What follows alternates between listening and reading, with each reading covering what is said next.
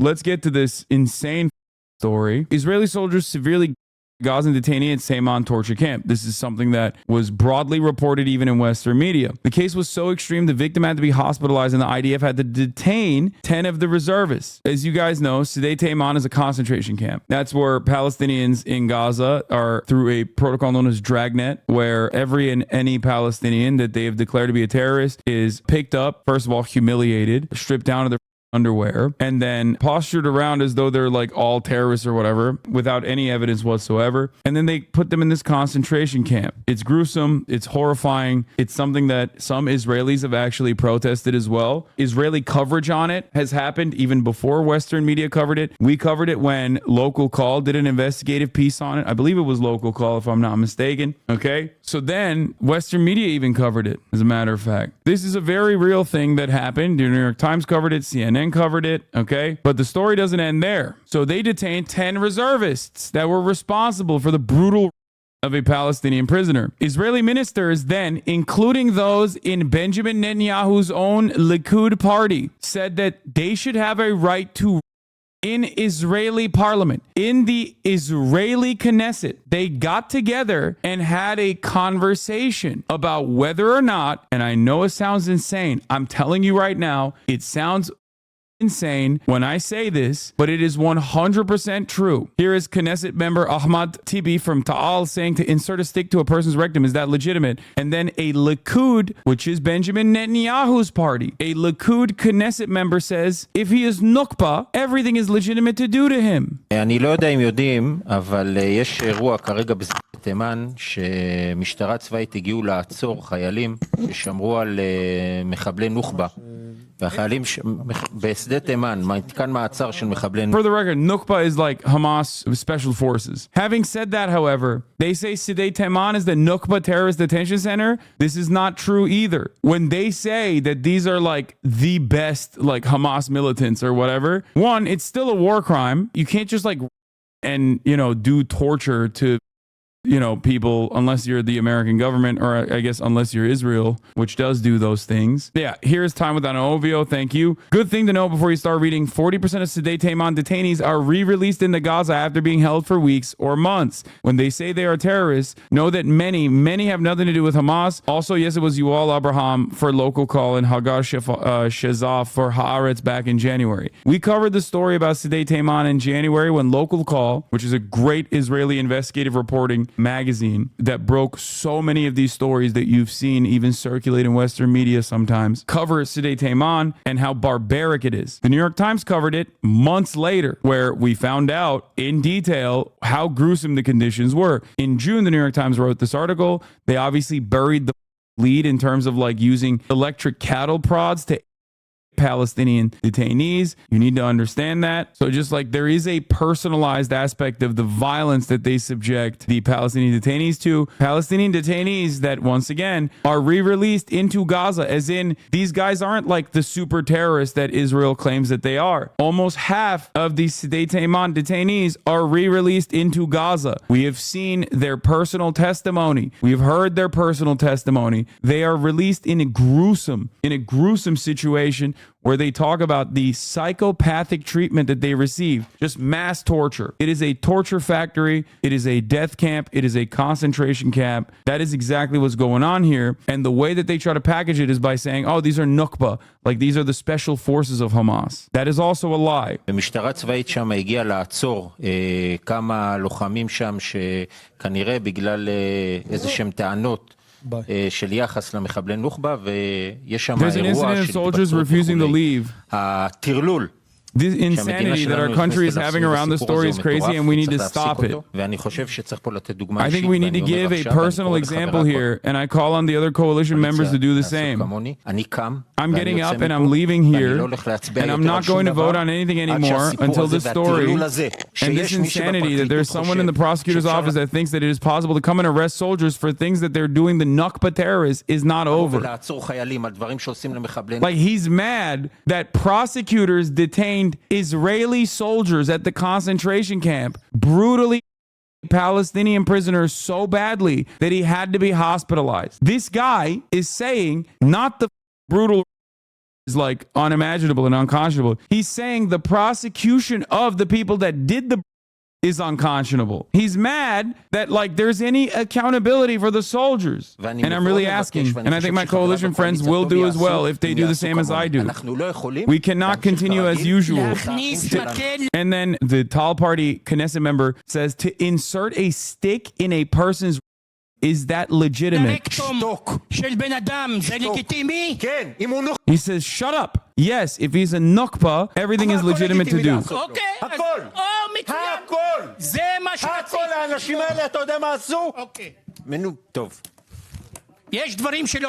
Like, this is next level fash. It doesn't end there, okay? While this conversation is taking place, Israel's Knesset, currently on summer break, is holding an emergency discussion to defend the IDF soldiers who were detained for Gazan detainee. Israeli finance minister is calling the IDF soldiers heroic warriors, demanding their immediate release. This is Bezalel Smotrich. He is a settler. He is incredibly far right, even further right than Benjamin Netanyahu. The security minister is calling them our best heroes and calling their arrest shameful. Israeli journalists and public figures are also rushing and scrambling to defend the IDF, who severely assaulted a Gazan civilian, and the IDF had kidnapped to the Sdei Taman torture camp. There are wide calls for protests in Israel right now. So that was around 12 hours ago. And those wide calls for protests, leave everything now and come protect our soldiers who are detainees. The Gazan victim was hospitalized with a serious wound in his rectum area. Israeli media is calling him a Nakba terrorist to cover it up, but every single detainee in Sdei Taman is a civilian, never charged or put on trial. Combatants are detained elsewhere. Israelis are now rushing. So then they rushed the Sdei Taman concentration camp for a mass protest. They're not there to demand the release of the unjustly kidnapped or systematically tortured / Gazan civilians. Those protesters are there to show the full solidarity to the IDF.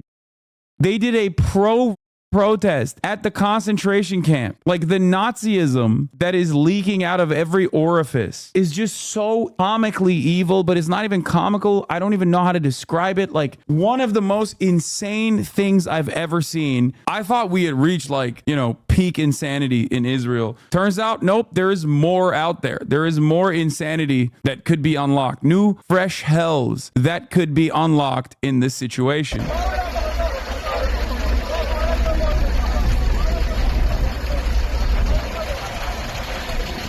The irony, of course, that these inbred don't understand is that the only reason why Israel is moving to actually detain some of the, not all, but some of the, is so they can actually stop the international organs of justice adequately prosecuting Israel for their war crimes. Because you might be thinking, Hassan, what is going on? It seems like Israel never takes actions like this. And you'd be right, because Israel doesn't take actions like this normally. So why now? Especially without any additional coverage on this, with the exception of the articles that came out in June. That is because of a principle that the ICC upholds. Normally is supposed to declare countries that have their own democratic process to not be prosecuted under the International Criminal Court's jurisdiction. What is the term called? I'm forgetting now. Complementarity. Thank you, A-List 58. That is what it's called. It's called complementarity. Complementarity means that if the country itself is at least making an attempt to, and this is created to shelter Western countries from, ever being prosecuted in the ICC and only keep the ICC's attention on, in the words of potentially Lindsey Graham, ICC's attention should be kept to African and also thugs like Putin. African leaders, Serbians, thugs like Putin. The triple Monty. That's usually how this is supposed to work. As a matter of fact, we have additional evidence on the principle of complementarity. Complementarity, I hope everybody understands that. Okay, are you paying attention? Complementarity implies that if the country where these crimes are happening has its own actual criminal justice system and supposedly an interest in a democratic process and due process in general and prosecuting their own wrongdoers, the ICC doesn't step in. But the ICC has stepped in, right? Karim Khan, the prosecutor, applied for arrest warrants for Benjamin Netanyahu and Defense Minister Yoav Gallant. We know that Israel knows this process. Why do we know that? Because Local Call and The Guardian conducted an investigation that we reported on this broadcast, where they intercepted the communications of the former prosecutor before Karim Khan that was besmirched by Israeli attempts and was surveilled round the clock. Israel intercepted her communications with Palestinians specifically so they could figure out exactly what she was looking into. Bensouda is her name, a Gambian woman. They intercepted her conversations with Palestinian authorities as she was conducting an investigation into Israeli war crimes,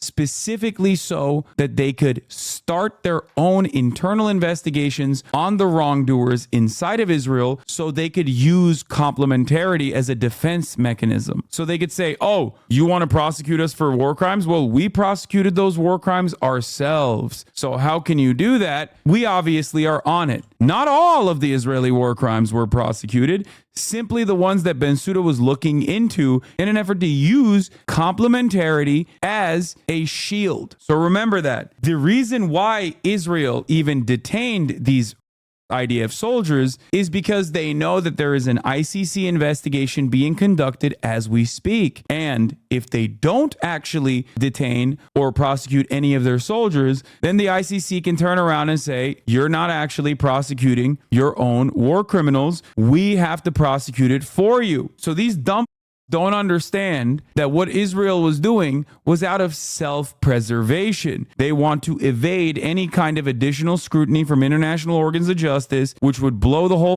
case up and would create another vector of pressure upon Israel, an apartheid state that is currently actively conducting a genocide. But they don't think like that. They're like, IDF soldiers were doing, that's awesome. So then they did their own January 6th.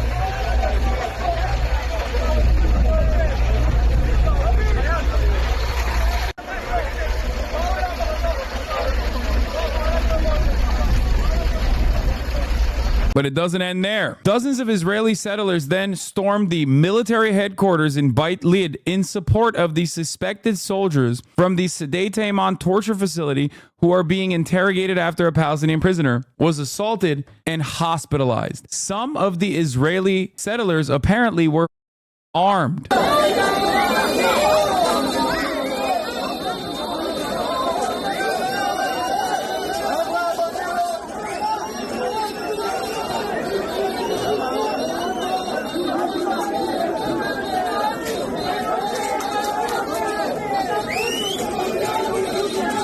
Ministers of the Knesset rarely say it, but it's very common. It was a continuation from the judicial coup, and fury at the military prosecutors happens in the same context too. Oh, that's awesome. They have their own deep state narrative. Of course they do. Why wouldn't they have their own deep state narrative? They're hogs. The hog universality principle remains. It's always the same. The funniest thing is, like, who are they going to blame? The Jews? That's what we do in America. That's what our hogs do. Oh, dude. Our hogs are like, yeah, the deep state led by the Jews are doing this. And then what are the Israeli hogs doing? Other Jews? Like what? That's awesome. Oh, okay. Here we say it's leftist. Yeah, I mean, that makes sense. Yeah. It's the leftist Jews, the bad Jews. That's what Ben Shapiro says too. So, oh my God. Okay. Hog universality, baby, is a real thing. Okay. It is global. It is real. It doesn't matter. You can have an Islamist fundamentalist government. You can have a Jewish supremacist fundamentalist government. You could have a Christian fascist fundamentalist government. And their supporters that are always leaning in the direction of fascism or just like are openly fascist will always be like, there's a deep state. There is a deep state. That's awesome. It's Hamas deep state. Self-preservation not only from Israel, but also the United States. Soldiers are resisting arrest. Lawmakers are rioting to say Israeli forces should get to sexually abused prisoners. In February, I asked the U.S. about Israeli forces parading women's underwear allegations of sexual abuse. They defer to Israel's professional military standards. This also looks bad for America as well. And America knows that it ruins Israel's remaining fraction of credibility that they had. They don't really have any. This is what Leibowitz meant when he said in 1967, the occupation transformation will take us from a proud and rising nationalism to a messianic radical nationalism. The third step will be barbarism. The last step will be the end of Zionism. There are extreme psychological steps one has to make to justify such horrific and frequent violence toward the outside. The longer it goes on, the more this logic extends inwards. This is the third step, barbarism, and it's the beginning of the end. Yeah, 100%. As I've said before, time and time again, since October 7, the inherent contradictions paired up with the arrogance and entitlement and bloodlust that is a never-ending self-justifying cycle that must continue in Israel for Israel to continue being an apartheid state, that makes the average Israeli person, this incredibly bloodless fascist, is going to inevitably cause Zionism to crumble. Opposition leader Yair Lapid says, "We are not at the brink of the abyss. We are in the abyss. All red lines were crossed today. Legislators and ministers who took part in the incursion of violent militias into military bases are telling the state of Israel they are done with democracy. They are done with the rule of law. A dangerous fascist group threatens the existence of the state of Israel. They are the best thing that happened to Sinwar and Nasrallah. If we don't stand up to them, the country will fall apart." Yair Lapid also famously said, if you remember, Yair Lapid is the centrist opposition, was also calling the ICC Hamas. Maybe he didn't go that far, but was like, this unacceptable. The ICC decision that would bring about justice to my major enemy, okay, my political rival, Benjamin Netanyahu, who I constantly talk about as though he's the spawn of Satan. I am very mad. I am very mad that the ICC is trying to prosecute him as a war criminal. It's like the Democratic Party members being like, Donald Trump is literally the second coming of Hitler, but also, you know, I am very sad about what happened where he got.